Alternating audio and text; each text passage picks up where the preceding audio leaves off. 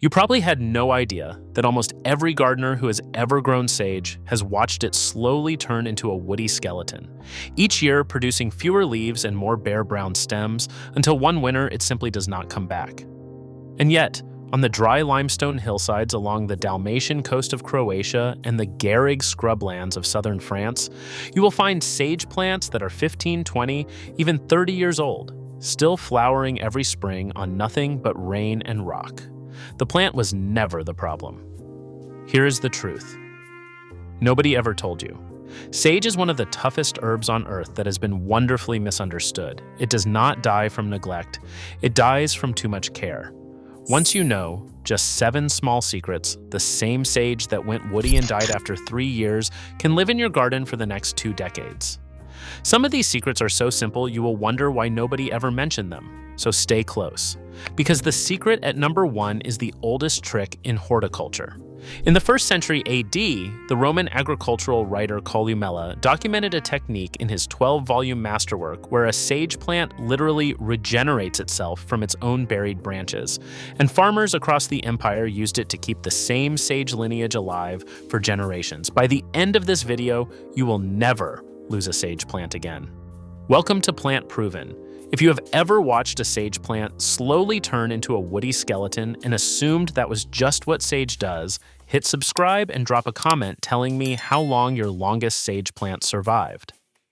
Now let us get into the list of these 7 secrets, ranked from fundamentally important to permanently transformative.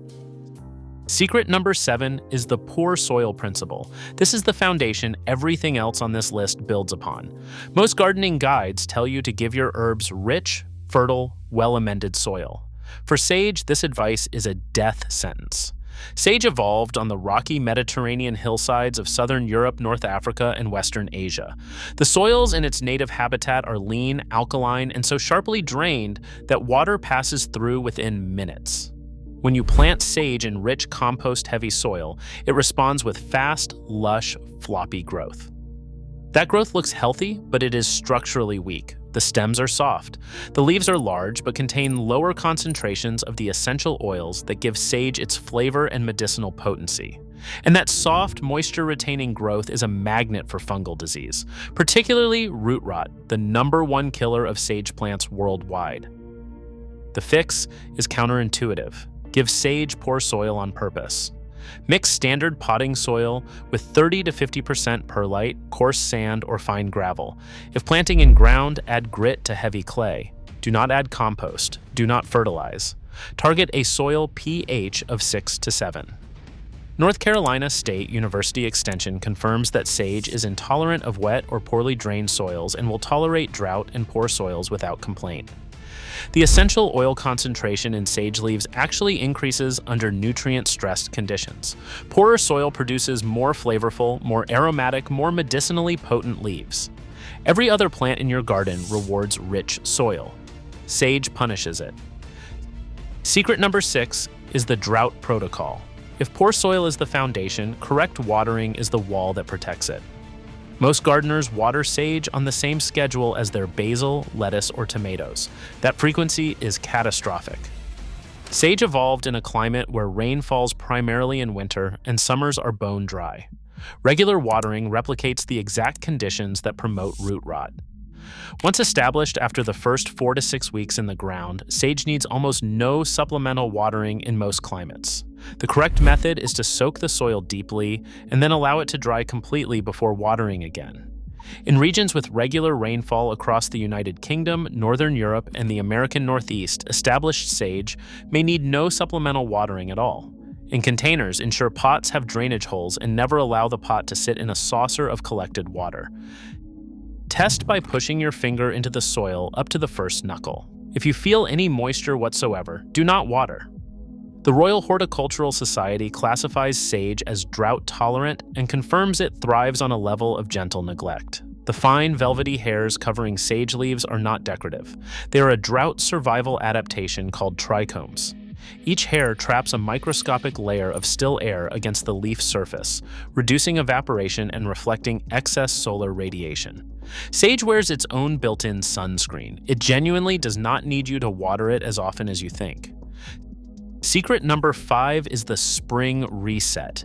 This is the single most important annual maintenance task for sage, and the one most gardeners either skip entirely or perform at the wrong time. Unpruned sage becomes leggy, sprawling, and hollow in the center.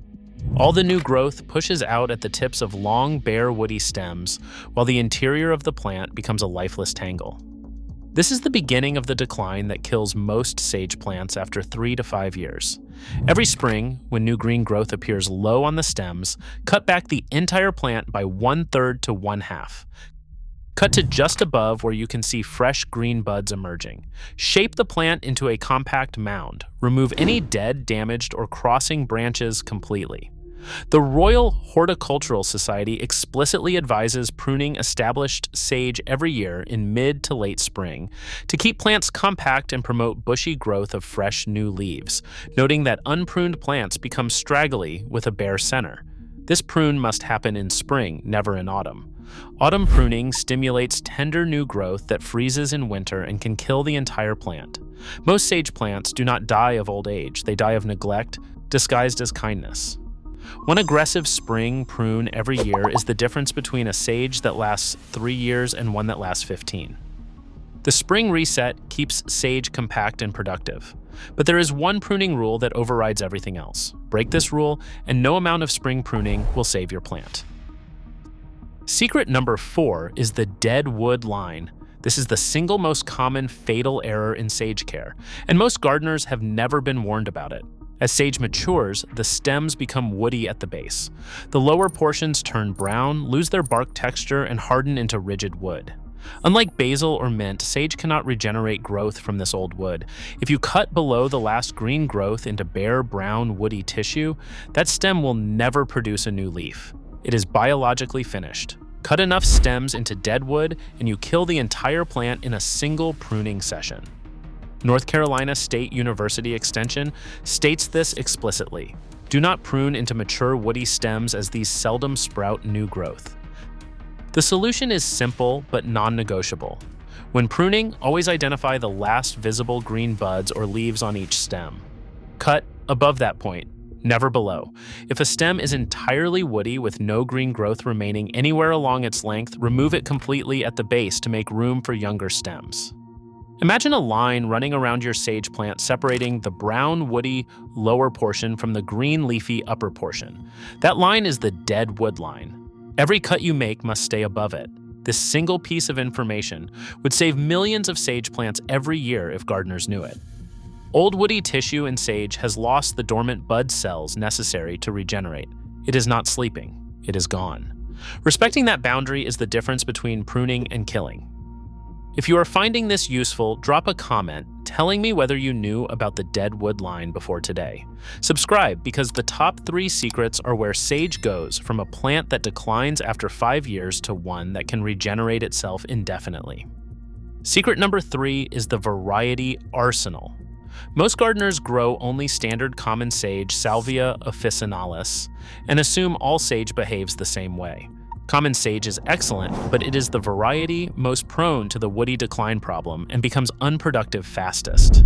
The secret is that superior varieties exist for almost every situation.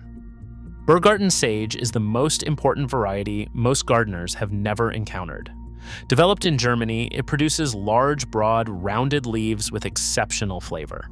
But the critical advantage is that Burgarten rarely flowers. Because it almost never triggers its reproductive cycle, it stays in vegetative production mode far longer than common sage, delaying the woody decline that normally sets in after 3 to 5 years.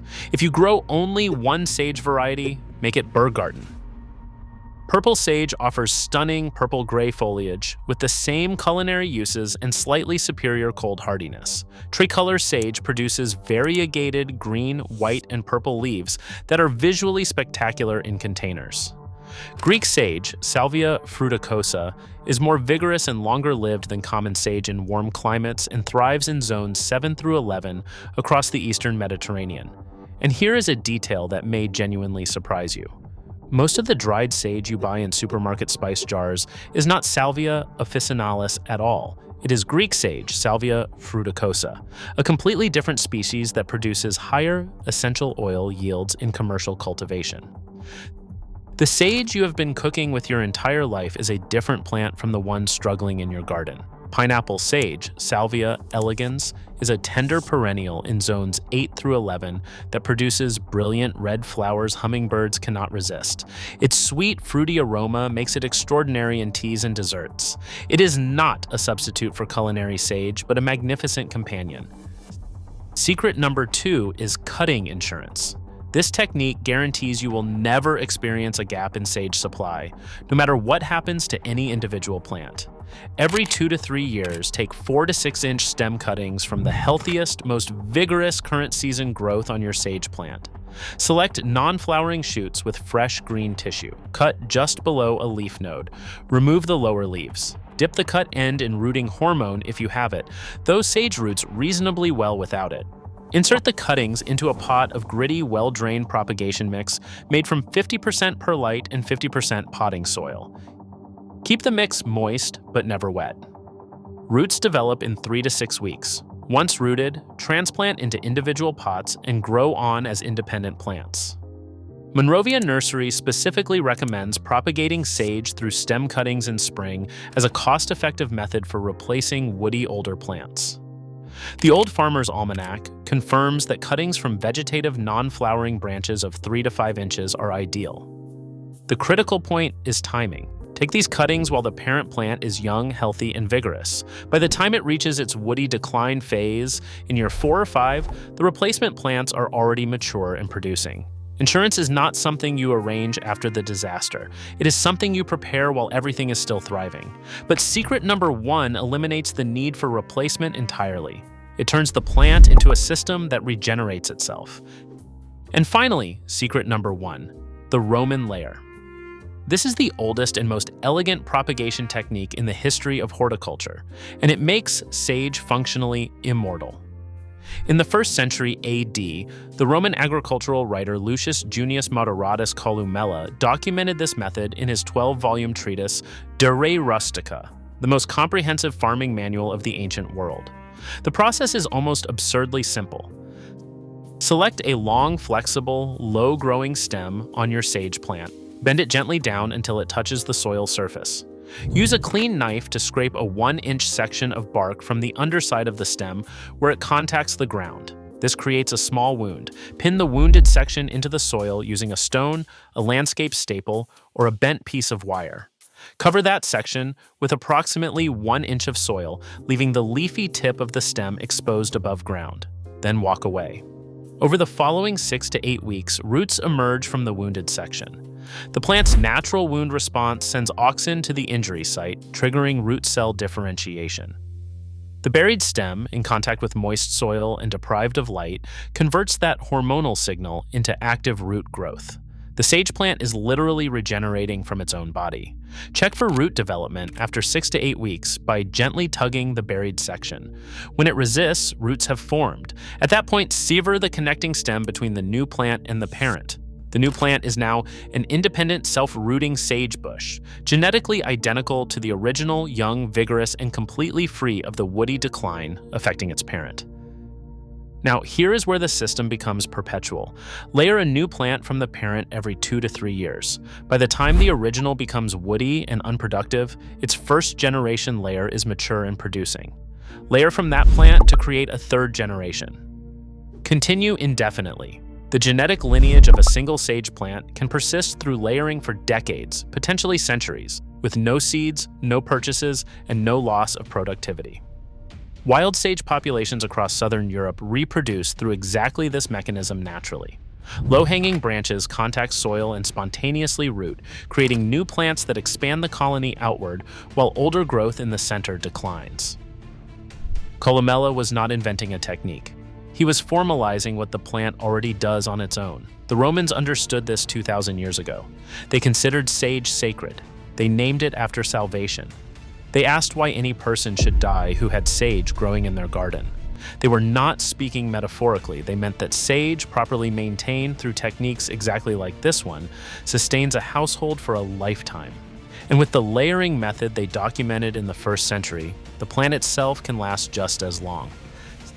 7 secrets, one unifying principle running through every single one of them. Respect the plant's Mediterranean identity and the difference between gardeners who replace their sage every 2 years and gardeners who harvest from the same genetic lineage for decades comes down to understanding a single truth. Sage is not a delicate herb that needs your constant attention. It is a wild Mediterranean shrub that has been surviving on neglect for millions of years. Every failure you have ever had with this plant traces back to giving it too much of what other herbs need. Think about what happens when all 7 secrets are working together in your garden. The poor soil principle from Secret 7 means your sage is growing in lean, gritty, fast-draining conditions that produce compact, intensely aromatic foliage with the highest possible essential oil concentration. The drought protocol from Secret 6 means you water deeply once every 2 to 3 weeks at most, and the plant responds by driving its roots deeper into the soil where moisture persists long after the surface dries. That deep root system is what anchors sage through winter freezes and summer droughts that would kill shallow-rooted herbs in days. The spring reset from Secret 5 keeps the plant compact and productive year after year, preventing the hollow woody center that silently destroys most sage plants before their owners realize what is happening. The dead wood line from Secret 4 ensures that every pruning cut you make stimulates fresh green growth, rather than killing the stem outright. Those 2 secrets alone, performed together once every spring, extend the productive lifespan of a sage plant from 3 years to 10 or even 15. The variety switch from Secret 3 means you are no longer relying on common sage alone. A Berggarten sage that rarely flowers and delays woody decline is sitting at the center of your herb garden, flanked by a purple sage that provides ornamental beauty alongside culinary function, and perhaps a Greek sage that thrives in your warmer microclimate with the vigor and essential oil content that commercial spice producers prize. Each variety covers a different weakness. Together, they create redundancy in your supply so that no single point of failure leaves your kitchen without fresh sage. The cutting insurance from Secret 2 means that even if an unusually brutal winter, an unexpected fungal outbreak, or simple old age claims one of your plants, its genetically identical replacement is already growing in a pot nearby, taken as a cutting 2 years earlier while the parent was at peak health. You planned for the loss before it happened. And the Roman layer from Secret 1 means the plant itself is doing the regeneration work for you, rooting new growth into the soil from its own branches exactly the way wild sage populations have expanded across Mediterranean hillsides for thousands of years. Now consider the practical value of this system over time. Fresh sage at the grocery store costs $3 to $4 for a small package containing 8 to 12 leaves. A household that uses sage weekly in roasted poultry, sausage seasoning, stuffing, butter sauces, and medicinal teas spends $75 to $100 per year on fresh sage alone. Dried sage in the spice aisle costs $4 to $6 for a small jar containing a fraction of what a single healthy plant produces in one harvest.